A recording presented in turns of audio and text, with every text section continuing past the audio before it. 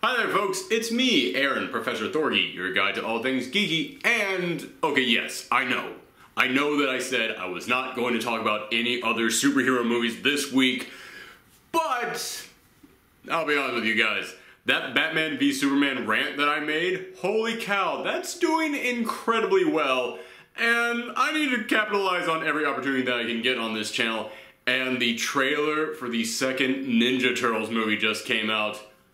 Okay, another sequel to a bad interpretation of a fun comic book franchise that tried to make it too dark and gritty. Dude, you know I'm gonna get another great rant out of this. You know I'm gonna lose my mind over this again. I've gotta rant about this. Alright, come on, I can't miss this opportunity. Let's do it. Let's watch this trailer because, oh, I feel that rant a-coming.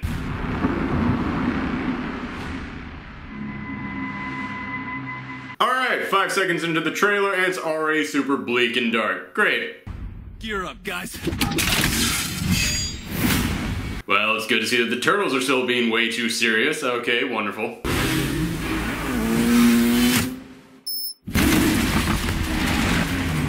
And of course the villains once again are just going to be dark, faceless soldiers with no personality to them because, hey, that makes it realistic and dark and gritty, and of course that's what everyone wants in a turtle movie. Why on earth am I even... This speech is my recital. Bogey's on the bus. I think it's very Hold up. vital. Hit the button. What button? There are a million buttons. Are they having fun? Is that... I'm looking for Aaron Moores. But we could work with that. Chill out! Are they about to... This is gonna be good! Dude, bringing back the mohawk. Good for you. Oh, y'all got jokes, huh? They showed them! They're beautiful! Oh my god! Guys! I think this movie might actually be good! Okay, not good, but fun!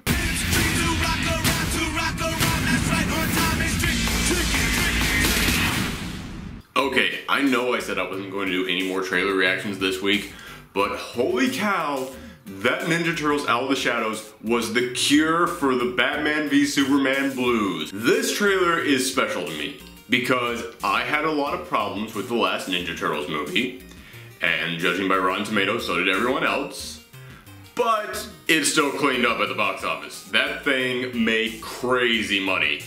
And typically, when people don't like a movie, but it makes a ton of money, the studio doesn't care. See Transformers as an example, and seeing as how this is being produced by the same guy who directed those Transformer films, I thought we were going to get exactly the same thing. But I watched this trailer, and it's almost a checklist going down each of our problems with that movie and going, oh, okay, well then let's fix that. Seriously, that skit that I did at the beginning of this video was pretty much my real-time reaction to watching this trailer because, yeah, it starts off and it's like, alright, it's being very serious again, and oh, the Klan is still just some military organization, alright, there's no flavor there, whatever, and then all of a sudden, Run DMC's It's Tricky starts playing, and from there on, I was sold. Granted, you could put It's Tricky in any trailer and it instantly makes it better.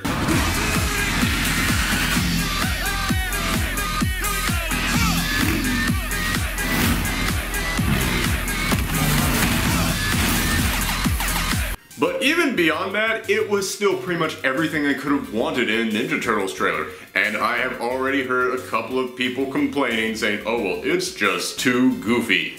It's Teenage Mutant Ninja Turtles.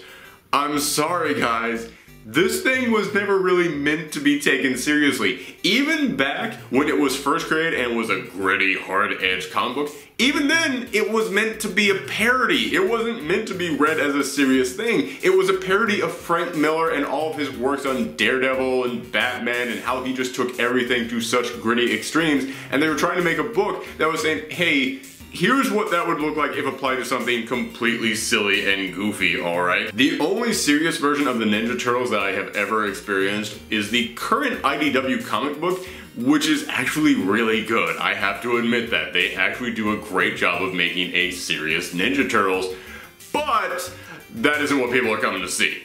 Listen, You were trying to appeal this to all the fans of the old cartoon and of all the other cartoons that have come out there and of the toys and of other movies.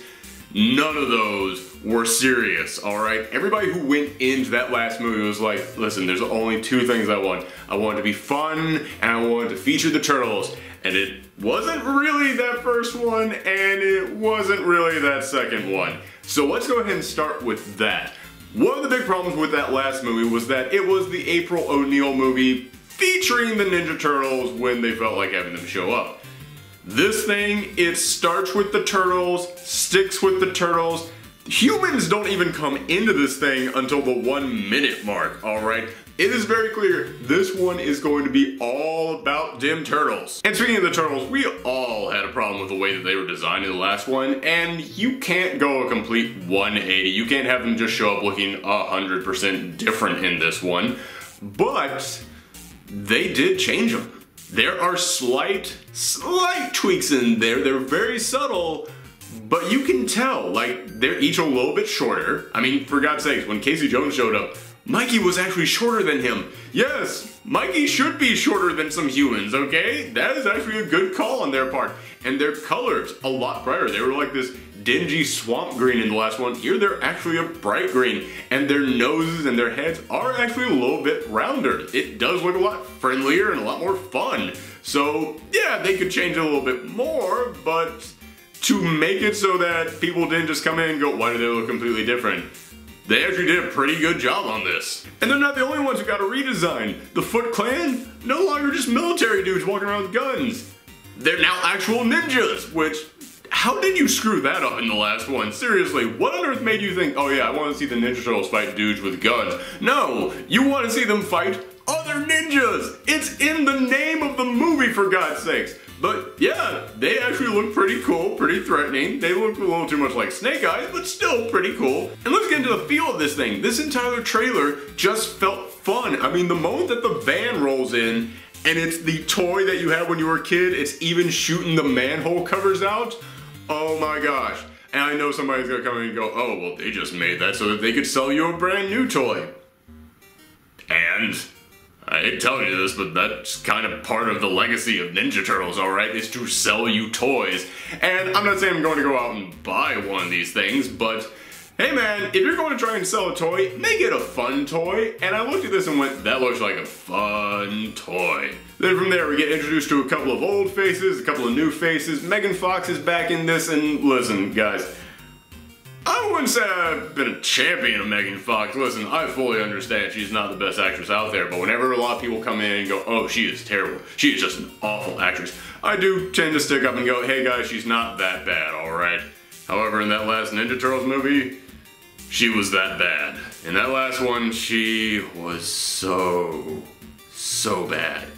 And we only hear her say one line in this thing, but she's having fun.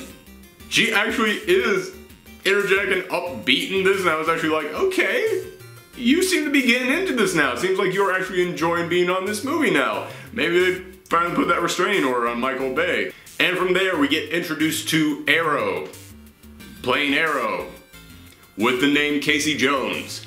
Listen, if I had a complaint about anything in this trailer, and it's a small complaint, just a small one, it's that, listen, I'm sure this guy is a good actor, I'm sure he's a great guy, but he's too pretty to be Casey Jones. Casey Jones is way more rough and tumble looking.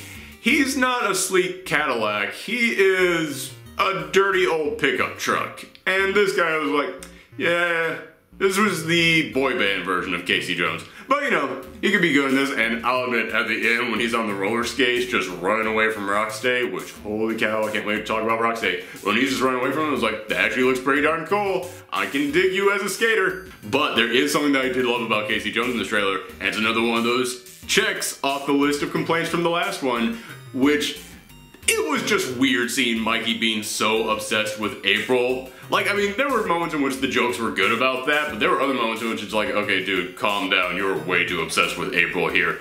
And you have Casey come in, and they've instantly got some chemistry going on, and then Mikey comes in and he's like, I just got one question for you, pal. I was like, oh, guys, is this whole movie just going to be a lover's quarrel, love triangle between Mikey and Casey and April? And then he just goes, are you two like a thing? I was like, oh, Mikey's okay with him dating. There's no quarrel here. Everything's cool, baby. It's like, oh my gosh, way to check that one off the list. Not only did you get rid of that problem in the last one, you did it without creating a new problem in this one. I'm impressed. Now from there we start getting introduced to some of the villains, and the first one that I want to talk about is Shredder, because they recast Shredder for this film, and I hope they did it for a reason. Because in that last Ninja Turtles film, Shredder kind of stunk. Listen, I'm sorry, but he did. Not just because he looked like a shrunk down Megatron, but also because we all heard those stories of how they cast Shredder as a white character, and Shredder is actually an Asian character, so a lot of people were offended by that, which is understandable. So they came back in and they said, oh no, we got you, we were just joking about that. That white guy is actually the guy who built Shredder his suit. Shredder is indeed still the leader of a ninja clan, and he is still Asian, so please stop writing all those angry letters, okay? Okay. But then when you went back and you watched the actual movie, it could not have been more clear. That wasn't the intent. It was supposed to be the white dude. Alright, by the way, apologies for not knowing that dude's name. Everybody just take a second to Google it right now. Alright, now just replace all the times I'm saying white dude here with his name. Okay. But we watched that and it was like, yeah, it was supposed to be the white dude. It very clearly was. Like, they had like a Clark Kent Superman thing going on in there when they tried to make him not the Shredder, because it was constantly like, oh, hey, why are you guys never seen in the same place at the same time again? Like, the moment that the Shredder suits up in his Shredder suit, all of a sudden, white dude there just disappears, alright? It became very clear that it was supposed to be him, and they were just scrambling to fix that. And because of that, they didn't really cast anyone with any real personality or really any stage presence to bring to Shredder. They just needed someone for that role. So I'm kind of hoping that in this second film, this new Shredder is going to come in and go like, yeah, that was just some underling. I mean, I'm not going to wear a giant robot suit. Are you crazy? I'm the Shredder. I don't need a giant robot suit. I'm just that badass. I'm hoping that that's what they're going to do. That's like, that was a fake Shredder, this is the real Shredder. Now, next up we have Baxter Stockman, who is being played by Tyler Perry. And whoo boy, that was a red flag when I heard that story. When I heard he was going to be in this movie, I instantly got worried, because Baxter Stockman has had two different sides to him. In the cartoon, he was a nerdy, stereotypical, crazy scientist, and in the comics, he was a serious businessman who was cold, calculating, and slowly backstabbing his way up the ladder. And I was worried they were going to go with that version of him because Tyler Perry can't act. I'm sorry, but Tyler Perry cannot act. I used to be a critic before I just made a channel where I talked about geeky stuff all day, and I watched a bunch of Tyler Perry movies. When I heard that he was going to be Baxter Stockman, I was worried it was going to be Good Deeds' version of Tyler Perry. I grew up fifth generation Ivy League graduate, groomed by my father to be a businessman, to take over his company. Yeah, I was worried it was going to be that. However, like I said, Tyler Perry can't act. But Tyler Perry can play a character like nobody else can. And you might be asking, well, what's the difference in that? The difference is that acting is you sit them down and go, okay, here's your motivation. Here's how you're feeling. Here's your past. Here's all that you're bringing to this character. Now just bring something deep up from within you, and now deliver your line. That's acting. Playing a character is, here's a wig, here's a lab coat, you're a nerd, go with it. That's what he's doing in this. He's going with the goofy old cartoon version of Baxter Stockman, which was just a total character. He can play characters, and I watched this like, he's playing a goofy nerd. I'm totally down with this. I am okay. Listen, let me back up a little bit. I was getting a little bit too excited there. It's still Tyler Perry, so I'm not going to come in and instantly go, oh, they nailed it. But seeing him in this, I was like, I got some hope. And then we got him.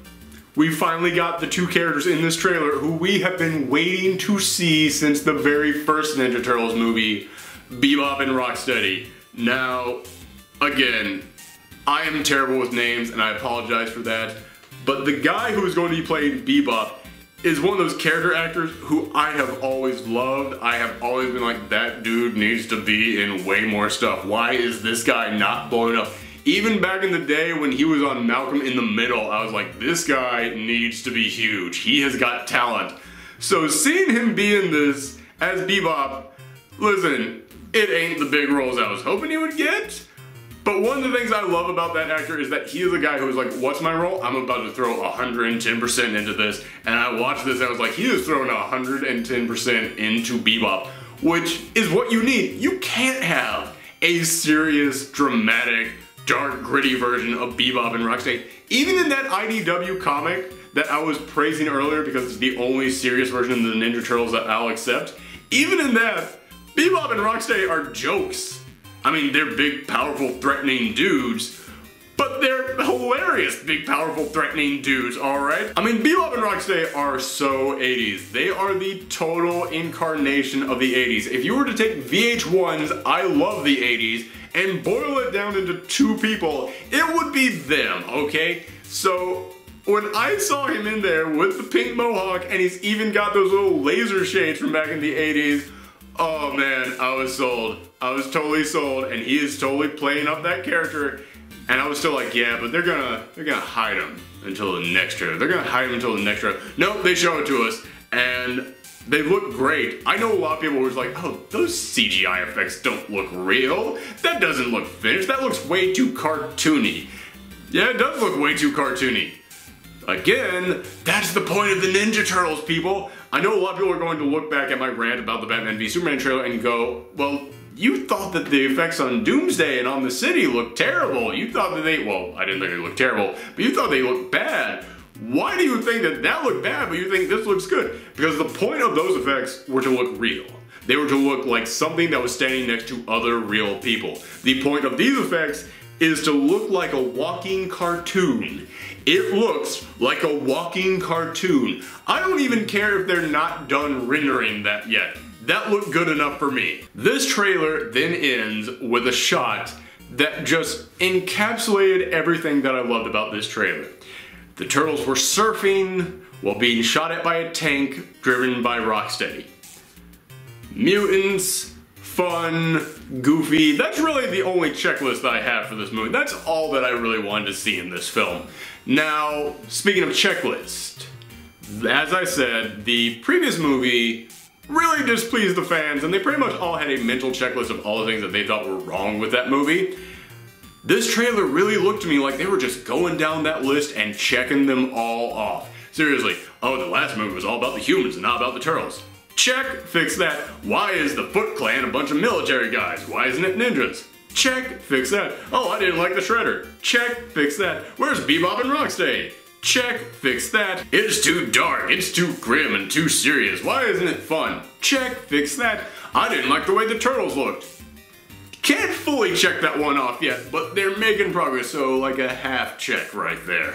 But seriously, they fixed so much in this trailer that I had problems with in the last one, and they didn't have to. That's the amazing thing about this. That last movie cleaned up at the box office. They could have turned to all those fans and just did what they did to the Transformer fans and just laughed them off and said, ah, we don't care about you. We got money, baby.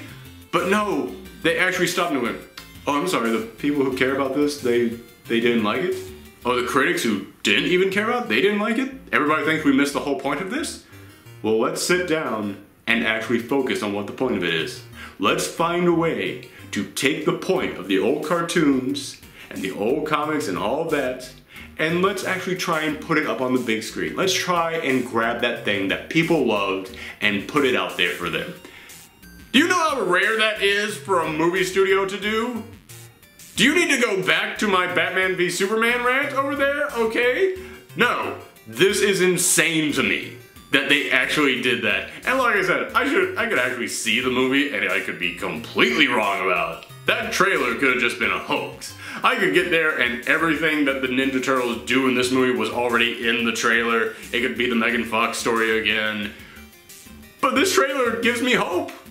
It does! It actually makes me want to see this movie, which is not a sentence I was prepared to say before I saw this thing. But okay, to sum up, I really enjoyed this trailer. I was really surprised by that, but I want to know what you guys thought. So let me know in the comments down below, what did you think of this trailer? And if you happen to see that last Ninja Turtles film, what did you think of that? Let me know both those in the comments down below. And if you like this video, then make sure that you hit subscribe, hit like, hit all that stuff, but most of all, make sure that you share it. That helps me out a lot whenever any of you guys share these videos. So I really appreciate that. Thank you so much. And if you want to see some more stuff from me, like I said, you can hit the subscribe button to see more geeky fun stuff from me every single week, or click on some of the videos at the end of this. Thank you very much for watching. See you next time. Oh, thank God. That's over with. I don't have to do any more trailer reactions for a while. No. What is it? Oh. No! He can control. No!